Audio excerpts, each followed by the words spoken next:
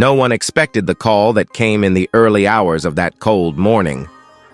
Devon Hearst, a name many knew for his kind heart and quiet strength, had passed away suddenly. The news spread through the community like a wave of shock, confusion, and grief. Friends, neighbors, and even people who barely knew him stood still in disbelief.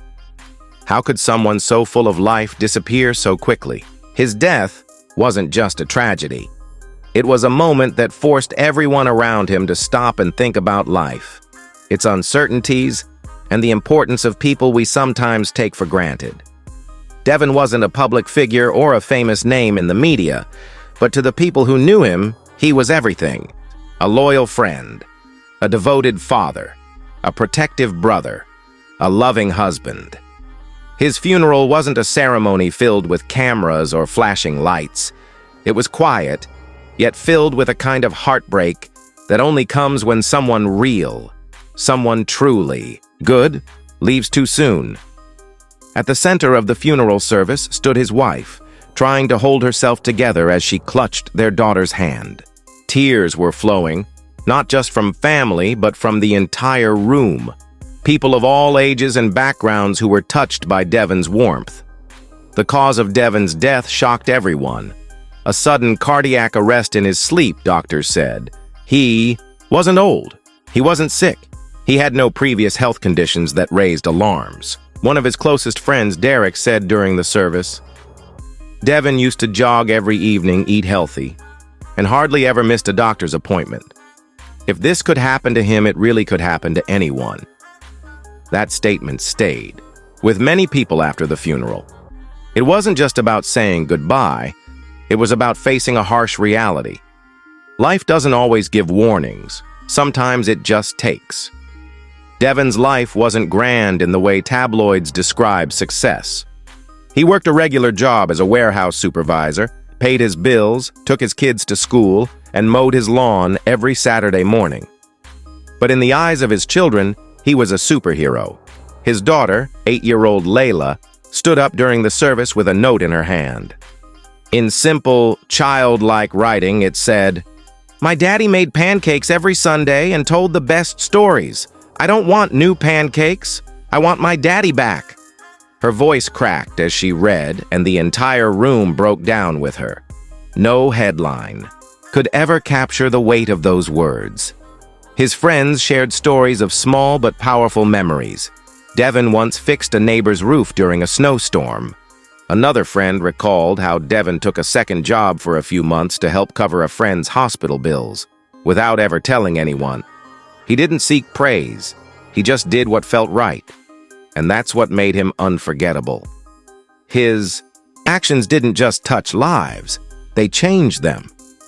One of the funeral speakers, a pastor from Devon's church, said, "Devon wasn't loud, he wasn't flashy, but when he walked into a room, everyone felt a little safer. That's not just presence, that's purpose." There's a saying that funerals are not for the dead, but for the living. That was especially true for Devon's. His passing forced many people to reevaluate their own lives. Friends who hadn't spoken in years hugged each other at the service, promising to stay in touch. Sons called their fathers. Husbands held their wives a little tighter that night. Devon's death created a space for reflection on health, time, and love. It's haunting how often we say later or tomorrow without knowing if those words will ever come. His co-workers created a memory board filled with photos of Devon during work events, birthday cakes, holiday parties, casual days in the break room. He was the one making jokes, handing out extra snacks, and helping people carry boxes even when it wasn't part of his shift. One note on the board read, "You made this place better without ever asking for anything in return." That one line perfectly summed up who he was. The funeral home couldn't hold the number of people who showed up. Chairs were brought from nearby rooms. Some stood along the walls while others watched from the hallway. The air was thick with sorrow, but also filled with a silent admiration. Devon's story, though it ended too soon, reminded people of the kind of life worth living, one built on care, humility, and quiet heroism. Devon's son, Caleb, only 13, stood in front of the crowd with trembling hands. He looked like he was about to break, but surprised everyone with what he said. "My dad wasn't a famous man, but he's the best man I ever knew. He told me, 'Real strength is being kind when no one's watching.' I'll try to be strong like him." His words didn't just comfort, they ignited something in every heart in that room. What made Devon different was that he didn't need attention to make an impact. In a world obsessed with followers, likes, and recognition, he found peace in staying real. He lived in moments, not posts. He gave without filming it. He loved without limits. And that's why his loss feels like a hole in the ground that can't be filled. There are people whose deaths make headlines. And then there are people whose deaths make ripples in thousands of hearts quietly. Devon was the latter. He didn't chase fame, but he left behind a legacy that famous names often fail to leave. In that sense, isn't he greater than many known names?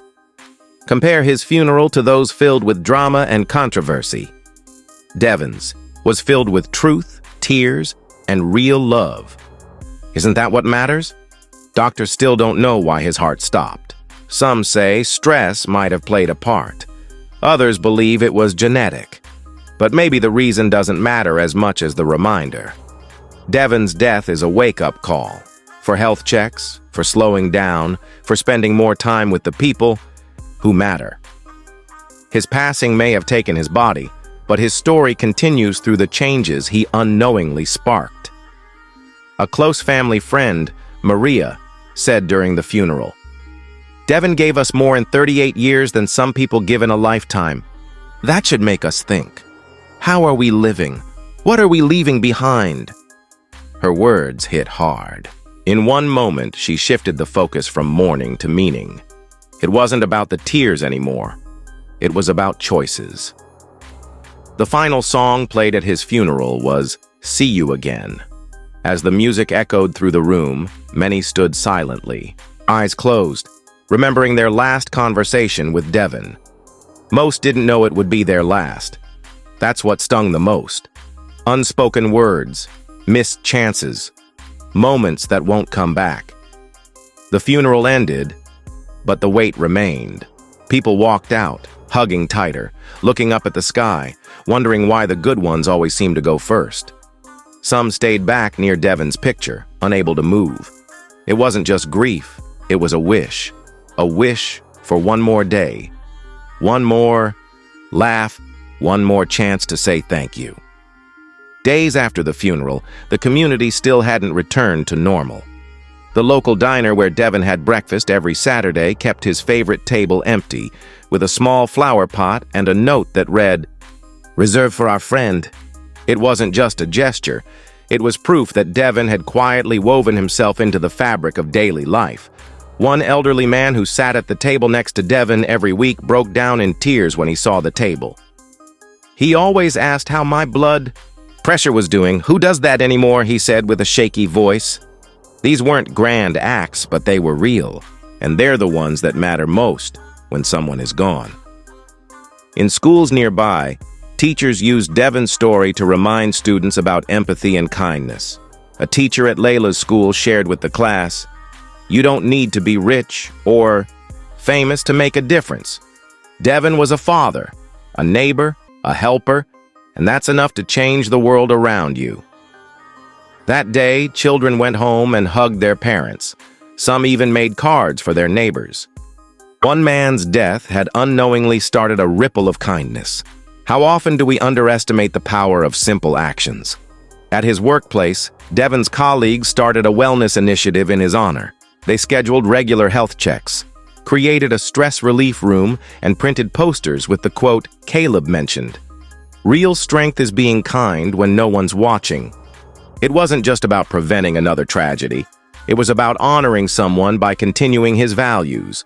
Devon had unknowingly planted seeds of change, and his passing was watering them. One manager said, "It's strange.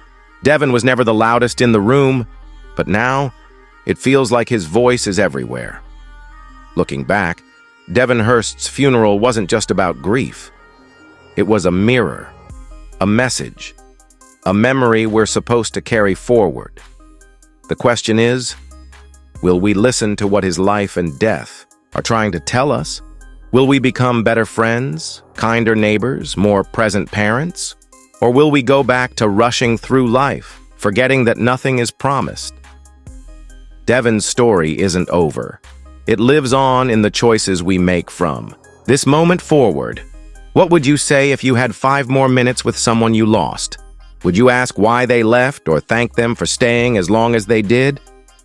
Devon's life and sudden death ask us to look at our lives differently. Are we living like Devon, honest, loving, and selfless? Or are we just existing? The truth is, you don't need to be rich or famous to matter. You just need to be present, real, devoted. Devon Hearst was all that and more. His death may be a chapter closed, but his life remains a story worth telling again and again. So ask yourself this. If you left today, how would they remember you?